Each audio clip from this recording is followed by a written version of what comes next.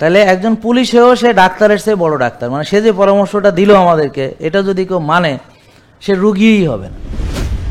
তাহলে এখন আপনি যদি রুগী হতে না চান, কিভাবে চলতে হবে কে সুন্দর করে বলতে পারবে? যে এতক্ষণ শুনছেন যে আপনি ধরেন সুস্থ কিন্তু আপনি রুগী হতে চান না, তো কিভাবে চললে রুগী হবেন না? একজন এসে বলেন একটু, আমি পুরস্কার দিব এবং আমিও সাহায্য করব আপনাকে। আপনি বলবেন? আসেন।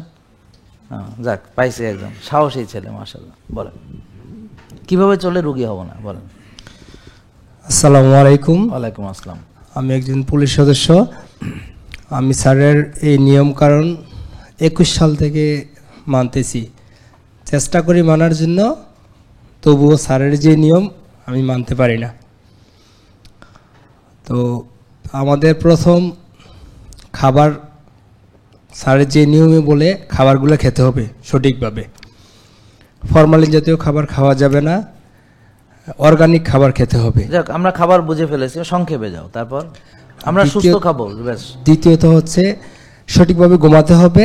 গুড। হ্যাঁ, সকাল সকাল ঘুমাতে হবে, সকাল সকাল ঘুম থেকে উঠতে হবে। জি, আর মোট 7-8 ঘন্টা ঘুমাতে হবে। ব্যায়াম করতে হবে, রেগুলার ব্যায়াম করতে হবে, অথবা রিক্সা ভ্যান চালাইতে হবে, কায়িক শ্রম করতে হবে, নালে ইট ভাঙতে হবে, নালে পরিশ্রম করতে হবে। হ্যাঁ, তারপর ব্যায়াম করতে হবে।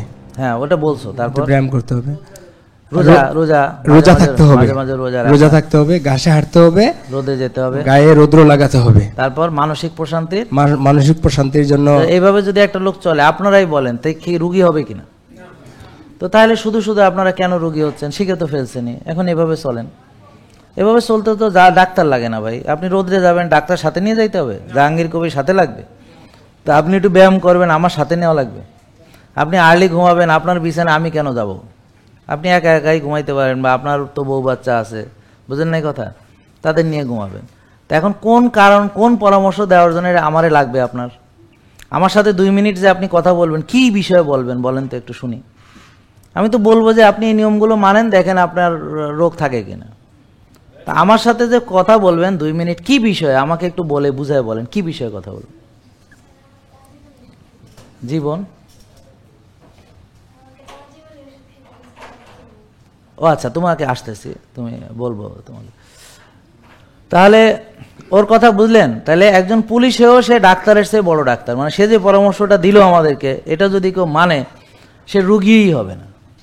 আমি চাই যে ওর মতো সবাই, মানে সে পুলিশ হোক, সে আপনার আমলা হোক অথবা কামলা হোক, ডাক্তার হোক বা ইঞ্জিনিয়ার হোক, বা বাচ্চা হোক বা বুড়া হোক, জোয়ান হোক, সবাইকে এইটুক নলেজ থাকতে হবে। তো এটা কি অনেক বেশি নলেজ? নিজের যত্ন নিব, এটা কি অনেক বেশি knowledge? Early to bed early to rise ছোটোবেলা থেকে শুনে এসেছে, এটা তো নতুন কোনো জ্ঞান। এখন আপনি মানেন না কেন, এটা বুঝাই বলেন। কেউ একজন এসে বলেন যে আপনি জানার পরও কেন মানেন না, একটু কাইন্ডলি বলেন।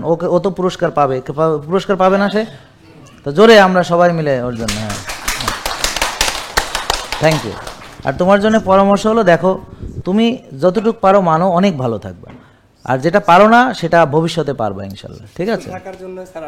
হ্যাঁ, বসো। হ্যাঁ, বুঝলেন না? যেমন পুলিশে চাকরি করে, অনেক সময় ঘুমের অসুবিধা হতে পারে, অনেক সময় রাতে যেতে হতে পারে, অনেক সময় ডিউটি হইতে পারে, চোরের পিছে দৌড়াইতে যাইতে রাতে জাগতে হইতে পারে। ঠিক আছে?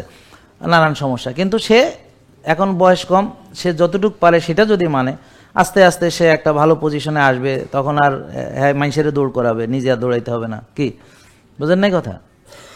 এখন আসেন, আপনারা একজন আসেন, ও তো বললো যে কি করলে সুস্থ থাকা সম্ভব।